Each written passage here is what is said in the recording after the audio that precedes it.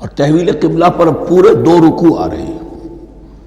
اس سے بسا اوقات یہ خیال پیدا ہوتا ہے، میرے ذہن میں بھی کبھی ہوتا تھا کہ یہ ایسی بڑی بات کیا تھی جس کے لیے قرآن مجید نے اتنے شد و مد کے ساتھ اور اس قدر تفصیل کے ساتھ بلکہ تکرار کے ساتھ بات کی۔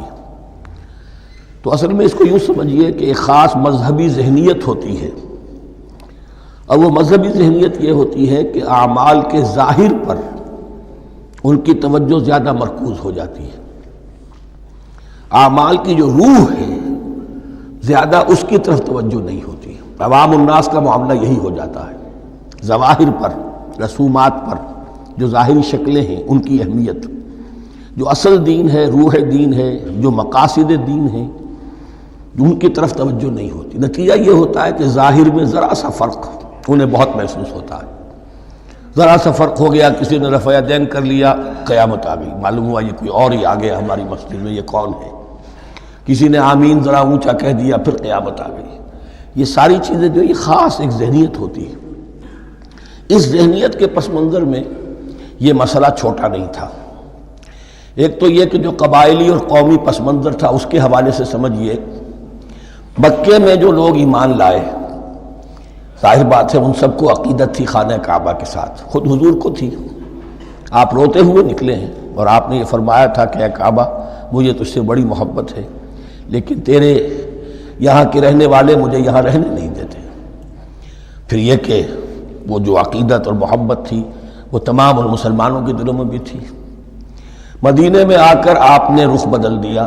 جب تک مکے میں تھے معلوم ہوتا ہے کہ حضور جب کھڑے ہوتے تھے نماز کے لیے تو آپ اس طرح کھڑے ہوتے تھے کہ بیک وقت استقبال قبلتین ہو جاتا تھا، یعنی جو جنوبی دیوار ہے ایک طرف وہ کونا ہے جس میں حجر اسود ہے، اور دوسری طرف وہ یمانی ہے، رکن یمانی جو یمن کی طرف ہے، جنوب کی طرف ہے۔ ادھر کوئی شخص کھڑا ہوگا اور وہیں پر انہی کے درمیان جو ہے جب طواف کیا جاتا ہے تو دعا مانگی جاتی ہے، ربنا آتنا فی الدنیا حسنۃ وفی الآخرۃ حسنۃ وقنا عذاب النار۔ باقی پورے طواف میں آپ جو چاہیں دعا مانگے، لیکن یہاں یہ دعا ہے خاص۔ اب اگر کوئی شخص ادھر کھڑا ہو کر نماز پڑھ رہا ہے تو کعبہ تو سامنے ہے ہی، ٹھیک سیدھ میں یروشلم بھی ہے۔ استقبال القبلتین، ایک ہی وقت میں 2 قبلوں کی طرف رخ ہو گیا۔ مدینہ میں آ کر معاملہ بدل گیا، مدینہ درمیان میں ہے، مکہ مکرمہ اس کے جنوب میں ہے اور یروشلم اس کے شمال میں ہے۔ اب جنوب کی طرف رخ کریں گے تو پیٹھ ہوگی یروشلم کی طرف، یروشلم کی طرف رخ کریں گے تو پیٹھ ہوگی کعبے کی طرف۔ اس میں امتحان ہو گیا ان لوگوں کا جو ایمان لائے تھے کہ آیا وہ محمد الرسول اللہ صلی اللہ علیہ وسلم کے فرمان کی پیروی کرتے ہیں یا اپنی پرانی عقیدتوں اور اپنی پرانی جو روایات ہیں ان کو زیادہ اہمیت دیتے ہیں۔ اللہ کا شکر ہے جو لوگ مکے سے آئے تھے ان کی اتنی تربیت ہو چکی تھی کہ ان میں سے کسی کے لیے کوئی مسئلہ پیدا نہیں ہوا۔ اقبال کا وہ مصرع پھر سنا رہا ہوں، بمصطفیٰ برساں خیش را کے دی ہموست، اگر بہو نہ رسیدی تمام بولا بیست۔ حالانکہ قرآن مجید میں کہیں منقول نہیں ہے کہ اللہ نے حکم دیا تھا، ہو سکتا ہے اللہ نے حضور کو وحی خفی کے ذریعے سے حکم دیا ہو، لیکن وحی جلی میں کہیں نہیں ہے کہ آپ کو حکم دیا گیا ہو کہ اب یروشلم کی طرف رخ کر کے نماز پڑھیے۔ یہ امتحان ہو گیا کہ رسول کا اتباع کتنا کچھ ہے۔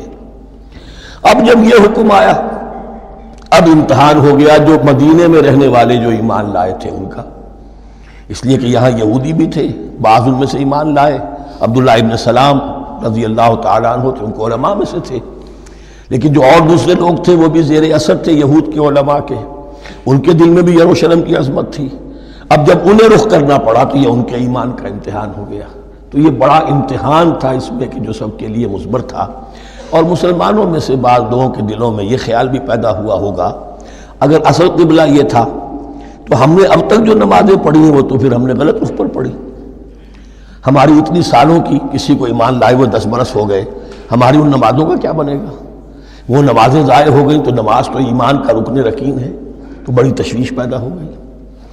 اس کے ساتھ ہی ایک مسئلہ یہ پیدا ہوا سیاسی اعتبار سے کہ یہود اب تک تو یہ سمجھ رہے تھے کہ حضور نے اور مسلمانوں نے ہمارا قبلہ اختیار کر لیا ہے، تو گویا کہ ہمارے کیمپ فالوورز ہیں، ہمارا تو انہوں نے اتباع کیا ہے، لہذا ہمیں کوئی خاص اندیشہ نہیں ان کی طرف سے۔ لیکن اب جب قبلہ بدل گیا تو ان کے کان کھڑے ہو گئے کہ یہ تو پھر کوئی نئی اب ملت ہے اور نئی امت کی تشکیل ہو رہی ہے، لہذا ان کی طرف سے مخالفت جو تھی اس کے اندر شدت زیادہ پیدا ہو گئی۔ یہ سارے مضامین تھے کہ جو یہاں پر زیر بحث آئے۔